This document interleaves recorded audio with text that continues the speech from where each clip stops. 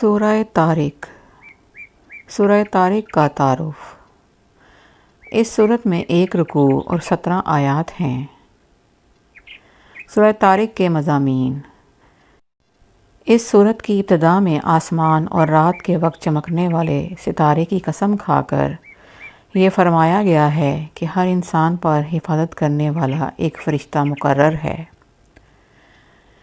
انسان کو اپنی تخلیق کی ابتدا میں غور کرنے کا حکم دیا گیا تاکہ اسے معلوم ہو جائے کہ پہلی بار پیدا کرنے والا رب تعالیٰ دوبارہ زندہ کرنے پر بھی قدرت رکھتا ہے۔ یہ بتایا گیا کہ جب قیامت کے دن عقائد، اعمال اور نیتیں ظاہر کر دی جائیں گی تو اس وقت مرنے کے بعد زندہ کیے جانے کا انکار کرنے والے کے پاس کوئی طاقت اور کوئی مددگار نہ ہوگا جو اسے اللہ تعالیٰ کے عذاب سے بچا سکے۔